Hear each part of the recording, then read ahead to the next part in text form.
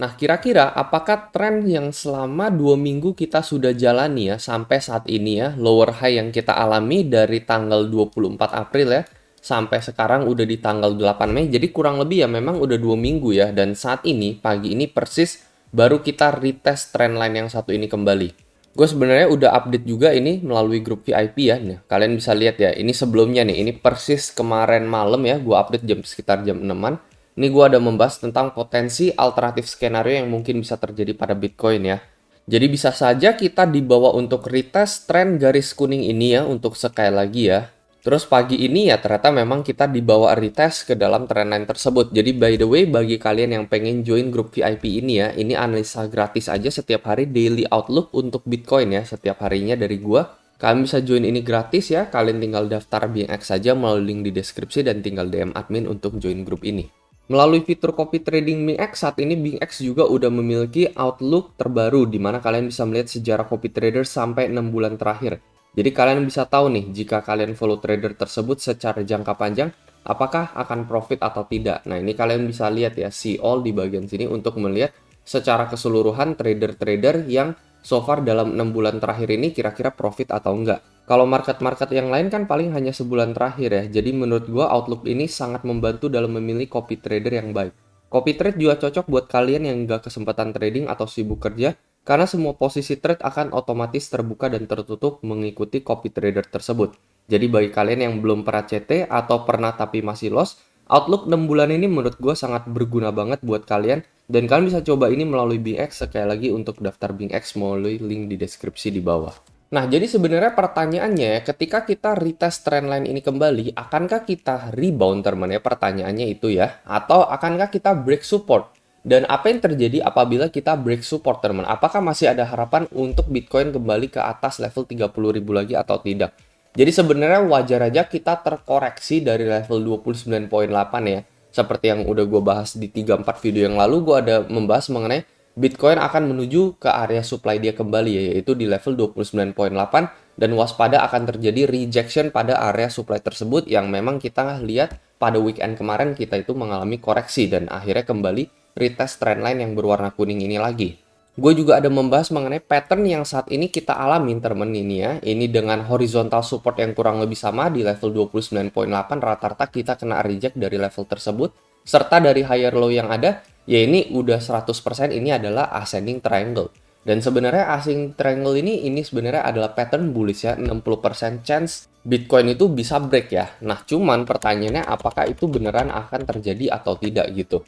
Jadi sebenarnya kalau untuk saat ini ya, seharusnya kita sih bisa melihat adanya rebound teman ya. Sama seperti 3 kali kita retest trendline di bulan Mei dan di bulan April ya. Sekali lagi ya, tapi ini tidak digaransi juga ya.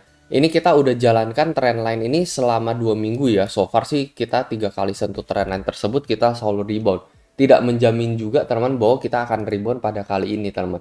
Nah itulah sebabnya penentuannya benar-benar ya entah hari ini atau besok gitu. Atau bahkan nanti ketika CPI ya. Jadi CPI kan masih sekitar 2 hari lagi ya. Dan mungkin akan ada terjadi volatilitas yang cukup besar pada market. Seharusnya sih di ekspektasi sih seharusnya kita bisa rebound dari trendline tersebut. Tetapi in case kalau misalkan kita nggak bisa ngehold ya, kan gue udah bahas tuh, selama kita berada di pattern ascending triangle, ini adalah 60% bullish untuk Bitcoin.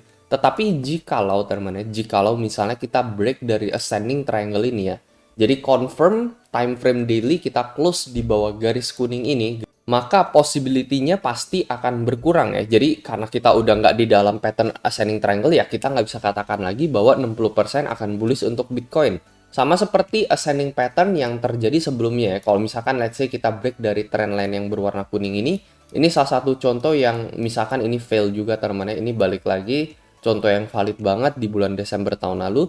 Ya kita menuju double bottom di sini, kalian lihat di sini ya. Double bottom sebelum akhirnya ya kita masih ada harapan ternyata diterbangkan sampai ke level 30.000. Jadi sebenarnya sama ya, kalau misalkan kita break, kita confirm let's say 4 jam aja confirm break di bawah trendline yang berwarna kuning ini, maka otomatis teman-teman targetnya adalah 27 awal untuk Bitcoin.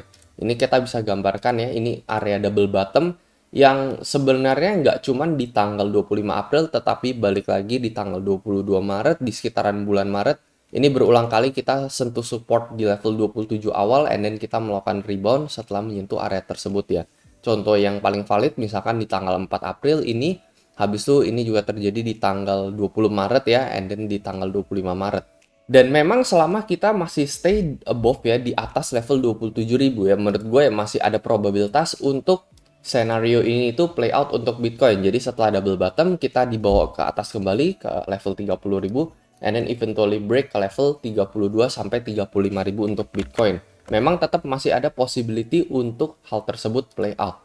Jadi bukan berarti adanya break pattern dari ascending triangle ini, oke kita bakalan all the way nuke ke level 25.000, enggak teman-teman, enggak langsung bakalan ke level 25.000. Overview sedikit ya, 25.000 ini adalah previous high teman-teman ya, previous resistance yang nanti akan berubah menjadi support untuk Bitcoin.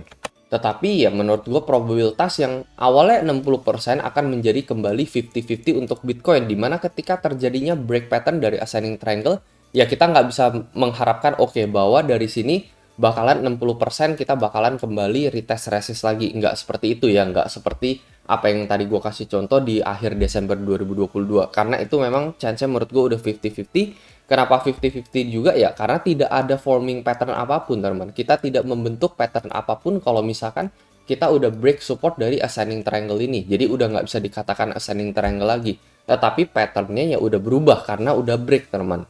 Dan gue belum melihat adanya pattern baru lagi ya, forming new pattern lagi untuk Bitcoin jika kita break dari ascending triangle ini. Itu sebabnya kenapa gue bilang ya, chance-nya udah 50-50 ya, belum lagi dari time frame 1 hari ini. Ini saat ini kita statusnya ada di bawah garis oranye ini ya. Jadi sebenarnya itu ya agak kurang bagus, tetapi ini dibantu sama trendline ascending triangle ini, di mana so far kita memiliki higher low over time selama 2 minggu ini. Ya kita berharap aja kita bisa rebound teman ya. The next time Bitcoin rebound ya menurut gua kalian harus watch di level 29.8 ini. Apakah Bitcoin bisa daily break teman ya, daily candle closing di atas area supply ini. Kalau misalkan bisa, itu kemungkinan ke level 32.000-nya menurut gua akan sangat amat tinggi teman ya. Mungkin bisa sekitar 70% untuk Bitcoin. Karena memang kita selalu kena reject di area level 29.8 sampai mendekati level 30.000 ini emang udah berkali-kali. Well, paling itu aja teman-teman untuk video kali ini ya. Semoga analisa ini bisa membantu. Kalau menurut kalian kayak gimana, mungkin kalian bisa coba komentar di kolom komentar di bawah. Akankah trendline yang satu ini akan break atau tidak? Kalau misalkan ini sampai break teman-teman, gue cuman takutnya nanti di sekitaran hari Rabu itu kan pengumuman CPI gitu ya. Sementara untuk chance dari kita udah double bottom seperti ini, and then tiba-tiba pada saat CPI kita langsung dibawa pump ke atas itu menurut gue agak kecil ya. Dikarenakan memang udah banyak area sideways teman-teman ya, dan cenderung biasanya Bitcoin buat naik tuh agak cukup lama gitu ya. Nggak bisa tiba-tiba instant breakout ke level 30.000 sekian. Tapi kalau misalnya kita dibawa ke support ya, ke level 27.000, and then pengumuman CPI, karena kita udah ada di ambang support, nah gue takutnya malah kita break support gitu ya, di bawah level 27.000 ya ketika pengumuman CPI, karena kita memang lebih dekat ke area support dibandingkan ke area resist. Ke area resist ya ini membutuhkan waktu harian atau bahkan mingguan buat kita bisa mencapai level 30.000. Sementara pas udah deket-deket CPI, apalagi kita udah deket support, yaitu kita udah di ambang support teman-teman ya. Jadi memang likely-nya memang lebih ke break gitu ya. Karena memang biasanya ketika pengumuman CPI itu akan terjadi volatilitas besar. Dan kalau misalkan kita ada di support ya, nah itu cenderungnya biasanya kita akan break support tersebut ya. Paling yang untuk harapan terakhir ya, sampai besok Bitcoin masih bisa dikasih kesempatan ke level 29.000 lagi ya. Dan setelah itu pengumuman CPI kita langsung berhasil breakout ke level 30.000. Jadi sedikit warning aja menjelang CPI, apa yang kita expect ya harusnya kita agak lebih dideketin ke resist dibandingkan dideketin ke support gitu. Karena misalkan kalau kita dideketin ke resist ketika pengumuman CPI, ya biasanya kita akan break resist tersebut. Kalau kita dideketin ke support pengumuman CPI, biasanya kita di bawah break, di bawah support tersebut. Biasanya rata-rata itu yang terjadi ketika kita either mendekati resist atau support ketika dekat-dekat CPI. Paling itu aja teman-teman, dan seperti biasa sampai jumpa di next video.